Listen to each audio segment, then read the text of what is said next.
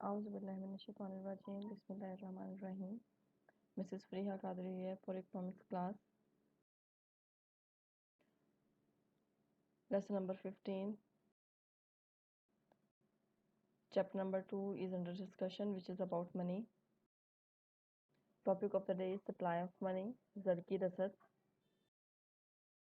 What is the supply of money? What is money supply? زر کی رسد کیا ہے؟ زر کی رسد سے کیا مراد ہے؟ یہ ایک امپورٹنٹ شارٹ کوشچن ہے اور آپ کو یہ پیپر میں شارٹ کے حساب سے ہی آئے گا. زر کی رسد سے مراد ہے کرنسی کی وہ مقدار جو لوگوں کے پاس موجود ہوتی ہے، یعنی وہ نوٹ، وہ روپے پیسے جو ہمارے پاس موجود ہیں، ہمارے پرس میں ہیں، ہمارے والیٹ میں ہیں، ہمارے گھر میں رکھے ہوئے ہیں. عام طور پر کسی ملک میں زر یا تو سکوں کی شکل میں ہوتا ہے یا پھر کاغذی نوٹوں پر مشتمل ہوتا ہے. یعنی زر دو طرح سے ہے، دھاتی زر بھی ہے اور کاغذی زر بھی ہے. اس کے علاوہ پیپر منی بھی ہے، کریڈٹ منی بھی ہے، لیکن ابھی ہم ان 2 ٹائپس کی بات کر رہے ہیں جو زیادہ تر سرکولیشن میں رہتی ہیں. اس کے علاوہ اعتباری زر کی صورت میں بھی گردش کرتا ہے، یعنی کریڈٹ منی. کسی ملک میں زر کی مقدار جتنی زیادہ ہوگی، یعنی جتنی مقدار میں نوٹ چھاپے جائیں گے، کرنسی ایشو کی جائے گی، اسی قدر زر کی رسد زیادہ ہوگی. زر کی رسد سے کیا مراد ہے؟ یہ اس کی ڈیفینیشن ہے کہ میں ڈیفینیشن کو ہائی لائٹ کرتی ہوں. زر کی رسد سے مراد ہے کرنسی کی وہ مقدار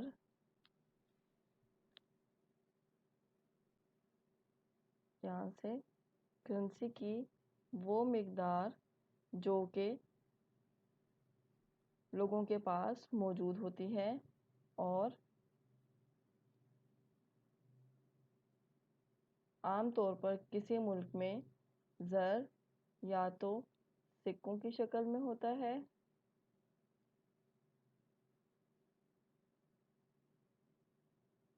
یا پھر کاغذی نوٹوں پر مشتمل ہوتا ہے. ٹھیک ہے، یہ چیز کی ڈیفینیشن ہے جس کو میں نے ہائی لائٹ کیا ہے. زر کی رسد سے کیا مراد ہے؟ آگے ہے زر کی رسد کے اجزاء یا عناصر. Components of the supply of money. آپ نے اس کو بھی شارٹ کے حساب سے پریپیئر کرنا ہے. یہ آپ کی بک میں اتنا لمبا دیا ہوا ہے. آپ نے زر کی رسد کو ہم نے 3 طریقے سے بیان کرنا ہے. دس از دا پوائنٹ 1. پوائنٹ 1 میں کیا ہے ہمارے پاس آ رہے ہیں، آپ اس کو صرف انگلش میں بھی یاد کر دیں تو بھی ٹھیک ہے. M1 = C+DD. اگر زر میں وہ کرنسی شامل کی جائے جو کہ گردش میں ہوتی ہے اور جس کی رمزی علامت یعنی کہ جس کو ہم C سے ڈینوٹ کرتے ہیں، C فور کرنسی، اور بینکوں میں محفوظ طلبی امانتوں، DD ڈیمانڈ ڈپازٹس. طلبی امانتیں یعنی وہ والی امانتیں جو جب چاہیں بینک سے نکلوا سکتے ہیں. میں نے 10 بجے پیسے جمع کروائے ہیں، 12 بجے میں نکلوا لوں، یہ ڈیمانڈ ڈپازٹس ہیں یا طلبی امانتیں کہتے ہیں. اور اس کو ہم زر کی اس ڈیفینیشن کو M1 کہتے ہیں. اس کے صرف یعنی 2 اجزاء ہیں. M1 کے کیا اجزاء ہیں؟ C یعنی currency plus DD demand deposits. اس کے بعد اگر ہم اس کا تھوڑا سا ایڈوانس لیں، یعنی یہ تب کی بات ہے جب شروع میں زر سرکولیشن میں آیا، تو اس ٹائم زر کی رسد کے 2 اجزاء تھے، M1C+DD. پھر اس کے بعد تھوڑی سی اس میں آپ دیکھتے ہیں ہر وقت کے ساتھ ساتھ ہر چیز میں ترقی ہوتی جاتی ہے. پھر مزید ترقی ہوئی تو یہ بن گیا M2 = C یعنی currency plus DD demand deposits یعنی کہ طلبی امانتیں پلس TD ٹائم ڈپازٹس. یہ آپ دیکھ سکتے ہیں، یہ ہے ٹائم ڈپازٹس یعنی کہ میعادی امانتیں. میعادی امانتیں کیا ہوتی ہیں؟ وہ پیسے جنہیں ہم فکس کروا دیتے ہیں. میعادی امانتیں وہ پیسے جن کو ہم فکس کروا دیتے ہیں، یہ ٹائم ڈپازٹس کہلاتے ہیں. بچت کھاتوں اور میعادی اکاؤنٹ میں جمع شدہ رقوم کو بھی زر کی رسد میں شامل کر لیتے ہیں، جسے M2 کا نام دیا جاتا ہے. نمبر 3 پر ہے، کچھ ماہرین کا خیال ہے کہ سرکاری کفالتوں، بانڈز، تمسکات یعنی گورنمنٹ سیکیورٹی، بانڈز اور اس قسم کے دوسرے مالی اثاثوں یعنی کہ جو گورنمنٹ سیکیورٹی ہیں، گورنمنٹ سیکیورٹیز میں ہی آتے ہیں، کہ ان کو بھی زر کی رسد میں شامل کرنا چاہیے. تو ہمارے پاس third type of the money supply آتی ہے وچ از اکول ٹو M3. M3 کیا ہے؟ M3 ہے ہمارے پاس C currency plus DD demand deposits plus TD time deposits plus GS government securities. اب اس کا ایکسٹریکٹ کیا ہے؟ آپ نے اس میں سے کیا دیکھا ہے؟ ابھی ہم نے پڑھا ہے زر کی رسد. آپ کو شارٹ کوسچن آئے گا زر کی رسد کیا ہے، اس میں آپ نے بتانا ہے. جو ڈیفینیشن میں نے ہائی لائٹ کی ہے وہ زر کی رسد ہے. اگر آپ کو آتا ہے کہ زر کی رسد کے کتنے عناصر ہیں، زر کی رسد کے کیا اجزاء ہیں، تو آپ کو اس کو بہت ڈیٹیل میں جاننے کی ضرورت نہیں ہے. یہ بھی آپ کو شارٹ کوسچن آئے گا، یہ لانگ کوسچن نہیں ہے. آپ اس کو بتائیں گے صرف اتنا M1 is equal to C plus DD اور یوں لکھ دیں C for currency DD demand deposits یا تلویہ مانتے ہیں. M2 is equal to C plus DD plus TD currency demand deposits اور time deposits. M3 C plus DD plus TD plus GS currency demand deposits time deposits plus government securities. اس کے بعد ہمارے پاس آتا ہے زر کی رسد کے اجزاء. زر کی رسد کے کتنے اجزاء ہیں؟ زر کی رسد کے ذرائع. زر کی رسد کے کیا ذرائع ہیں؟ Sources of the money supply. اچھا، سب سے پہلے ہم اس میں لیتے ہیں انڈیویجول سیونگز. انڈیویجول سیونگز کیا ہیں؟ انفرادی بچتیں. انفرادی بچتیں کیا ہیں؟ یہ اس کی ڈیفینیشن ہے کہ انفرادی بچتوں سے مراد وہ رقوم ہیں جو لوگ اپنی آمدنی میں سے ضروریات زندگی پر خرچ کرنے کے بعد بچا لیتے ہیں. یہ کیا ہے؟ یہ انڈیویجول سیونگز ہیں. صحیح ہے.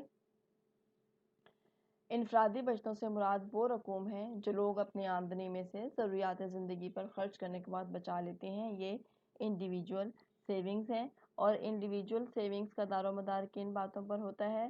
انڈیویجول سیونگز کا دار و مدار دو باتوں پہ ہے. نمبر ایک ہے بچت کرنے کا ارادہ ول ٹو سیو. نمبر دو بچت کرنے کی قوت پاور ٹو سیو. اچھا جی، what is the will to save? Will to save بچت کے ارادے سے کیا مراد ہے؟ کہ بچت کے ارادے سے مراد یہ ہے کہ لوگ بچت کرنے کا ارادہ رکھتے ہوں، لوگ یہ ضرور سوچتے ہوں کہ کچھ نہ کچھ ضرور بچانا ہے. جبکہ بچت کرنے کی قوت سے مراد کیا ہے؟ بچت کرنے کی قوت سے مراد یہ ہے کہ لوگوں کی آمدنیاں کم از کم اتنی ضرور ہوں کہ وہ خرچ کرنے کے بعد کچھ نہ کچھ رقوم بچا سکیں. ٹھیک ہے، اتنی بات آپ کو کلیئر ہو گئی ہے؟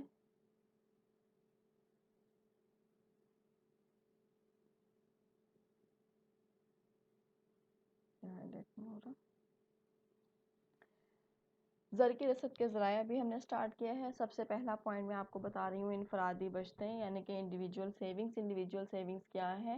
میری جو سیلری ہے اس میں سے میں کچھ نہ کچھ پیسے بچاتی ہوں، وہ میری انڈیویجول سیونگ ہے.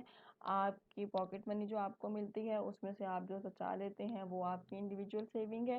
انڈیویجول سیونگ کا دو باتوں پر یہ ڈیپینڈ کرتی ہے، ول ٹو سیو بچت کرنے کا ارادہ اور پاور ٹو سیو بچت کرنے کی قوت. اب بچت کرنے کے ارادے سے کیا مراد ہے؟ کہ لوگوں کا یہ ارادہ ہونا چاہیے، ان کی نیت ہونی چاہیے کہ انہوں نے کچھ نہ کچھ ضرور بچانا ہے. یعنی دیکھیں، جب تک ہم نماز کی نیت نہ کریں، نماز کا ارادہ نہ کریں، ہم نماز ادا نہیں کرتے. اسی طرح سے جب تک ہم کوئی کام کرنے کا ارادہ نہ کریں، ہم وہ کام نہیں کرتے. جب تک آپ پڑھنے کا ارادہ نہیں کریں گے، آپ کے پاس کتابیں رکھے رہیں آپ نہیں پڑھیں گے.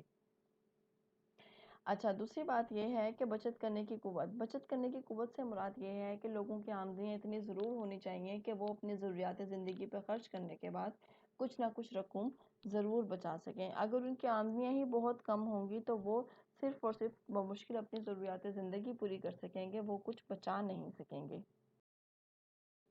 اس کے بعد دوسرا پوائنٹ ہمارا آتا ہے کاروباری بچتیں یعنی کہ کوآپریٹو سیونگز. کاروباری بچتیں کیا ہے؟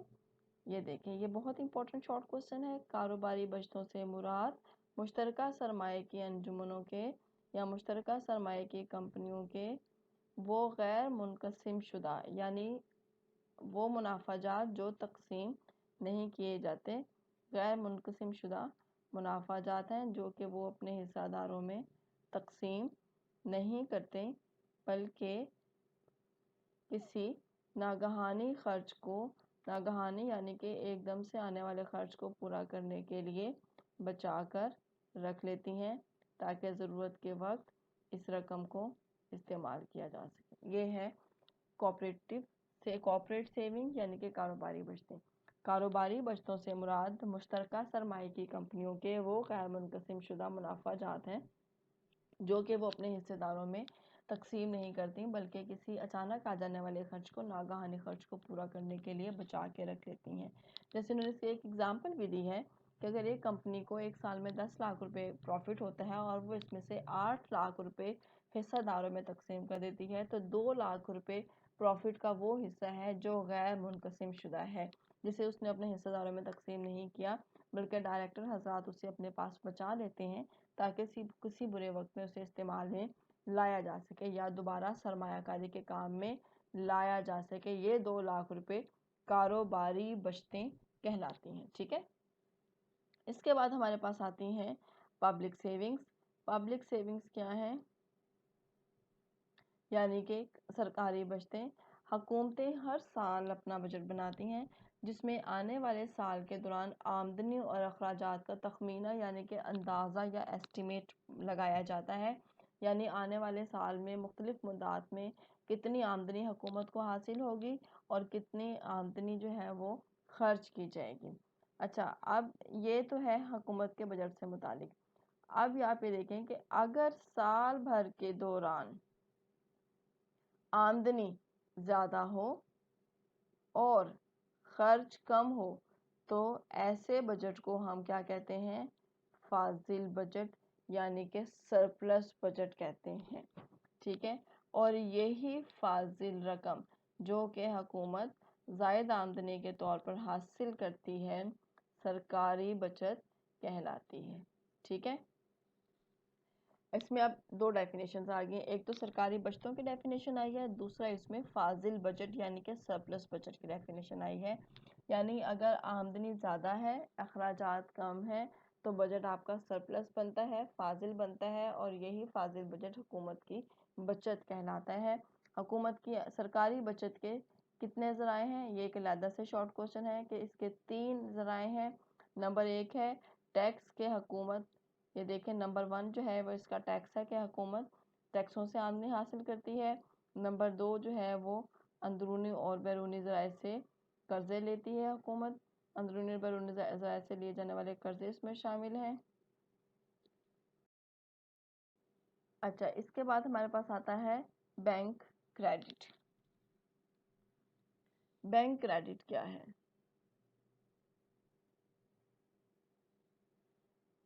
عام طور پر لوگ اپنی امانتوں کو بینکوں میں جمع کرواتے ہیں لیکن بینک ان امانتوں کا ایک خاص تناسب 20% یا 25% اپنے پاس رکھ کر باقی رقم کو قرضہ میں ڈال دیتا ہے اور اس طرح زر کی تخلیق کرتا رہتا ہے۔ یہ ہے بینک کریڈٹ، یعنی میں نے بینک کے پاس 1 لاکھ روپے جمع کرائے ہیں، اگر بینک کریڈٹ ریشو جو ہے وہ 20% ہے تو بینک اپنے پاس 20,000 روپے رکھ لے گا اور باقی 80,000 روپے کو قرضہ جاری کرنے کے لیے استعمال میں لیا گیا۔ اس طرح سے بینک زر کی تخلیق کرتے ہیں اور بینک ہر امانت کے ساتھ یہی طریقہ کار اپناتا ہے، یعنی ہر شخص جو بینک میں اپنی امانت ڈپازٹ کراتا ہے، کسی نے 1 لاکھ کرایا ہے، کسی نے 5,000 کرایا ہے، کسی نے 10,000 کرایا ہے، تو اگر بینک کریڈٹ ریشو جو ہے وہ 20% ہے تو 5,000 کا 20% نکال لیں گے، 1 لاکھ کا 20% نکال لیں گے، 10 لاکھ کا 20% نکال لیں گے۔ اس طرح سے بینک کے پیسے اپنے پاس کچھ حصہ اپنے پاس رکھتا ہے تاکہ اگر امانت جمع کروانے والے کو رقم کی ضرورت پڑے تو بینک اس کو اس کی رقم ادا کر سکے اور باقی رقم کو بینک سرکولیشن میں ڈال دیتا ہے تاکہ وہ زر کی تخلیق کر سکے اور نئے قرضے جاری کر سکے اور ملک میں اکنامک ایکٹیویٹیز بڑھیں۔ اس کے بعد ہے انشورنس کمپنیاں۔ انشورنس کمپنیز کیا ہیں؟ انشورنس کمپنیز بھی زر کی رسد کو بڑھانے کا ایک اہم ذریعہ ہیں۔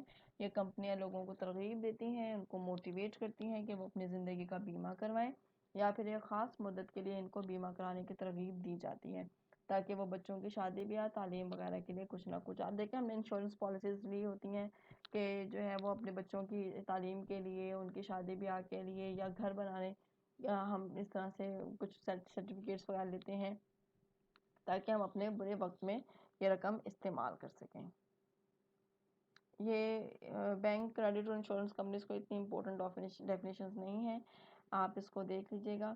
کچھ نہ کچھ رقوم بچائیں تاکہ پالیسی مکمل ہونے کی صورت میں انہیں یہ رقم بنا منافع کی اکٹھی مل جاتی ہے۔ یعنی ایسا ہے، اگر میں آپ کو ایک ایگزامپل دیتی ہوں، چلے میں آپ کو اپنی ایکسپوز کر لیتے ہیں، فرض کر لیتے ہیں کہ میں نے ایک بیمہ پالیسی لی ہے 20 سال کے لیے، اور بیمہ پالیسی میری یہ ہے کہ میں نے ہر سال پریمیم کے طور پر 1 لاکھ روپیہ جمع کرانا ہے، اور 20 سال تک میں 1 لاکھ روپیہ جمع کراتی رہوں گی تو 20 لاکھ روپے جمع ہو جائیں گے۔ 20 سال بعد مجھے اس انشورنس کمپنی سے 20 لاکھ نہیں ملیں گے، 40 لاکھ ملیں گے، کیونکہ 40 لاکھ کے لالچ میں ہی تو میں نے انشورنس پالیسی لی ہے، یہی تو انہوں نے مجھے لالچ دیا ہے، یہی تو مجھے ترغیب دی ہے کہ آپ ہم سے انشورنس کروائیں اور آپ ہر سال 1 لاکھ روپے جمع کرائیں، یعنی قسط جمع کرائیں انشورنس کی، جس کو ہم پریمیم کہتے ہیں، اور اس طرح سے ان کے پاس پیسے اکٹھے ہوتے جاتے ہیں اور 20 سال بعد وہ مجھے 40 لاکھ روپے واپس دے دیں گے، اور 20 سال تک میں انہیں 1 لاکھ روپے کر کے 20 لاکھ جمع کروا دوں گی۔ اس کے بعد ہے اسٹاک مارکیٹ۔ اسٹاک مارکیٹ بھی بہت امپورٹنٹ شارٹ کوسچن ہے، یہ 2-3 دفعہ ریپیٹ ہوگا۔ بازار حصص یا سرمایہ کا بازار بھی زر کی رسد کو بڑھاتا ہے۔ سرمایہ کا بازار ایک ایسی منڈی ہے، اسٹاک مارکیٹ ایک ایسی مارکیٹ ہے جہاں پر مختلف کمپنیوں کے حصص یعنی شیئرز اور کفالتوں کی خرید و فروخت ہوتی ہے۔ اس کے علاوہ یعنی یہ اس کی ڈیفینیشن ہے، سرمایہ کے بازار سے مراد ایک ایسی منڈی ہے، یہ اس کی ڈیفینیشن ہے، جہاں پر مختلف کمپنیوں کے حصص اور کفالتوں کی خرید و فروخت ہوتی ہے۔ اس کے علاوہ حکومت اور نیم سرکاری اداروں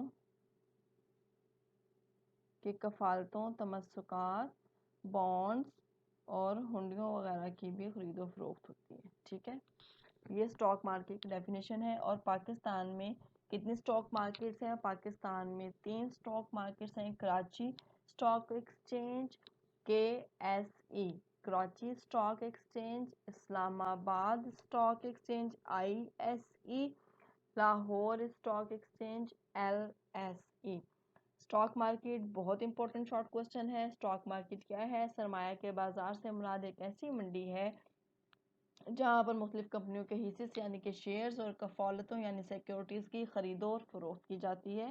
اس کے علاوہ حکومت اور نیم سرکاری اداروں یعنی کہ جو سیمی گورنمنٹ انسٹیٹیوشنز ہیں ان کی سیکیورٹیز، بانڈ، تمسکات اور ہنڈیوں وغیرہ کی خرید و فروخت ہوتی ہے۔ ٹھیک ہے، اس کے بعد یہ اور اس میں شارٹ کوسچنز ہیں 2، یہ بھی بہت امپورٹنٹ شارٹ کوسچن ہے۔ سب سے پہلے ہے حصص یعنی شیئرز۔ شیئرز کیا ہیں؟ حصص سے مراد کسی مشترکہ سرمایہ کی کمپنی کے وہ حصے لیے جاتے ہیں جو کہ وہ عوام سے روپیہ اکٹھا کرنے کے لیے بازار میں فروخت کرنے جاتی ہے۔ ٹھیک ہے، عوام ان حصوں کو خرید لیتے ہیں اور سال کے اختتام پر ایک حصے پر جو نفع یا نقصان ہو انہیں مل جاتا ہے۔ ٹھیک ہے، یہ حصص کی ڈیفینیشن ہے۔ اس کے بعد ہے ڈی بینچرز۔ ڈی بینچرز کیا ہیں؟ یہ بھی بہت امپورٹنٹ ڈیفینیشن ہے، اور حصص اور ڈی بینچر میں کمپیریزن آتا ہے کہ حصص اور ڈی بینچر میں کیا فرق ہے۔ ابھی میں نے آپ کو حصص بتایا کہ حصص یعنی شیئر سے مراد کسی مشترکہ سرمایہ کی کمپنی کے وہ حصے لیے جاتے ہیں جو کہ وہ عوام سے روپیہ اکٹھا کرنے کے لیے بازار میں فروخت کرتی ہے۔ یہاں تک کی بات کلیئر ہے آپ کو؟ اس کے بعد ہے عوام ان حصوں کو خرید لیتے ہیں اور سال کے اختتام پر ایک حصے پر جو نفع یا نقصان ہو انہیں مل جاتا ہے۔ ایسے لوگ جن کے پاس روپیہ ہوتا ہے اور خود کاروبار کی بجائے وہ اسے محفوظ سرمایہ کاری میں لگانا چاہتے ہیں، ان کے لیے حصص کا کاروبار بہت مناسب رہتا ہے۔ اس کے بعد آتا ہے ڈی بینچر۔ بعض اوقات किसी मुश्तरका सरमाया की कंपनी के हिस्से फ़रोख्त ना हों और मतलूबा रकम हासिल ना हो रही हो तो फिर वो क्या करते हैं, फिर वो स्टॉक एक्सचेंज में या स्टॉक सर्टिफिकेट या डिबेंचर के ज़रिए भी लोगों से रकम हासिल करते हैं। फ़र्क क्या है इसमें? फ़र्क इसमें ये है कि डिबेंचर में एक तहरीर लिख दी जाती है, क्या है कि डिबेंचर में एक तहरीर लिख दी जाती है जिसके मुताबिक वो शख्स इस कंपनी को रकम उधार देता है और ख़ुद सूद कमाता है। डिबेंचर क्या है? बाज़ औक़ात किसी मुश्तरका सरमाया की कंपनी के हिस्से अगर फ़रोख्त ना हो रहे हों और उससे मतलूबा रकम मिल ना रही हो और उसे रकम की ज़रूरत है तो फिर वो स्टॉक सर्टिफिकेट या डिबेंचर के ज़रिए भी लोगों से रकम हासिल करता है। फ़र्क सिर्फ ये होता है कि डिबेंचर में एक तहरीर लिख दी जाती है जिसके मुताबिक वो शख्स इस कंपनी को रकम उधार देता है और ख़ुद सूद कमाता है। इसके बाद है बॉन्ड्स और बचत के सर्टिफिकेट। बॉन्ड्स और बचत के सर्टिफिकेट क्या हैं? बॉन्ड्स के ज़रिए भी लोगों से रकूमात वसूल की जाती हैं। ये भी एक तहरीर होती है जो कि बॉन्ड जारी करने वाला इदारा लिखता है और बॉन्ड किसी ख़ास शख्स के नाम का नहीं होता बल्कि जिसकी मिल्कियत में हो वही इसकी रकम वसूल कर सकता है। जिस तरह से 1000 रुपए के इनामी बॉन्ड्स, ये बात मैंने आपको पहले भी बताई थी कि बॉन्ड्स क्या होते हैं। आप समझें कि ये एक तरह की लॉटरी होती है, लेकिन अगर मेरे पास 5000 रुपये हैं तो मैं 5000 रुपये देकर एक बॉन्ड ख़रीद लूँगी जिसकी मालियत भी 5000 रुपये होगी।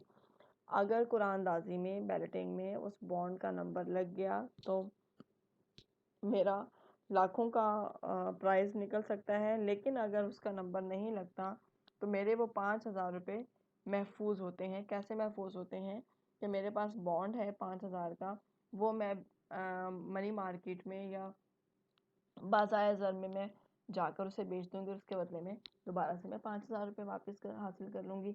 लेकिन लॉटरी ये होता है कि लॉटरी में जो है आपने लॉटरी ख़रीद लिया, अगर लॉटरी का नंबर आपका नहीं लगा तो आपने जितने की लॉटरी ख़रीदी है वो आपके सारे पैसे ज़ाया जाते हैं, वो आपको वापस नहीं मिलते। लेकिन बॉन्ड्स जो हैं वो एक सेफ़ वे है और ये सेफ़ टाइप ऑफ लॉटरी है, यानी किस्मत की बात है कि अगर बैलेटिंग में आपका आपके जिस तरह नोटों के ऊपर नंबर लिखे होते हैं, ऐसे बॉन्ड्स के ऊपर भी नंबर लिखे होते हैं। अगर वो कुरानदाजी में आपका नंबर लग जाए तो फिर आपके पैसे बॉन्ड्स निकल आते हैं और अगर ना लगे तो फिर नहीं निकलते। और क्या है इसके बाद? और इसके बाद हमारे पास आता है सरकारी कफ़ालतें। सरकारी कफ़ालतें क्या हैं? सरकारी कफ़ालतों से मुराद हुकूमत की वो तहरीर ली जाती है जो वो कर्ज़ा हासिल करने के लिए जारी करती है और इन कर्ज़ों पर सूद अदा करती है। इनकी ख़रीदो फ़रोख्त भी स्टॉक एक्सचेंज के ज़रिए होती है जो कि ज़र की रसद में कमी बेशी का सबब बनती है। सरकारी कफ़ालतें क्या हैं? सरकारी कफ़ालतों से मुराद, ये बहुत इंपॉर्टेंट डेफिनेशन है, सरकारी कफ़ालतों से मुराद हुकूमत की वो तहरीर ली जाती है जो वो कर्ज़ा हासिल करने के लिए जारी करती है और इन कर्ज़ों पर सूद अदा करती है। इनकी ख़रीदो फ़रोख्त भी स्टॉक एक्सचेंज के ज़रिए की जाती है जो कि ज़र की रसद में कमी बेशी का सबब बनती है। ये हमारा आज का लेक्चर था। आज के लेक्चर में मैंने आपको ज़र की रसद, सप्लाई ऑफ द मनी पढ़ाया, ज़र की रसद के अज़्ज़ा M1, M2 और M3 पढ़ाया और मैंने आपको बताया ज़र की रसद के ज़राए क्या हैं। और ज़र की रसद के ज़राए ये कंप्लीट एक लॉन्ग क्वेश्चन है और इसलिए मैंने इसके सारे पॉइंट्स लिए हैं, मैंने सिर्फ शॉर्ट क्वेश्चन वाले पॉइंट्स पिक नहीं किए। इनमें से जो शॉर्ट क्वेश्चंस थे वो मैंने आपको बताए हैं, जिसमें मैंने इनफरादी बचतें बताई हैं, आपको सरकारी बचतें बताई हैं, कारोबारी बचतें बताई हैं, हिस्सेस है, डिबेंचर है, सरकारी कफ़ालतें हैं, मतलब स्टॉक एक्सचेंज मार्केट है। ये बहुत बहुत इंपॉर्टेंट शॉर्ट क्वेश्चन है, हरगिज़ से इग्नोरेबल नहीं है, आपने किसी सूरत इनको इग्नोर नहीं करना और होपफुली कि आपको ये बातें समझ आ गई होंगी। अभी तक हमने जो है वो अपने सीरीज़ के 16 लेक्चर्स किए हैं और नेक्स्ट भी हम मूव ऑन करते रहेंगे। तो मेरी आपसे सिर्फ यही एक रिक्वेस्ट है, आप प्लीज़ इन लेक्चर्स को अटेंड करें। आप लोगों का फीडबैक नहीं मिल रहा, your feedback is very much necessary to keep us motivate and to keep us in touch with you. अगर आप लोग अटेंशन पे नहीं करेंगे तो ये सारी एफर्ट जो है ये फ्रूटलेस है, हमें इसका कोई फ़ायदा हासिल نہیں ہوگا. سو اٹس فار بیٹر کہ آپ لوگ کائنڈلی کوئی ٹینشن پے کریں اور ان لیکچرز کو اٹینڈ کریں تاکہ ہم لوگ جو ہے وہ سکسیزفلی اس آن لائن کلاسز کے سلسلے کو چلا سکیں. Thank you so much.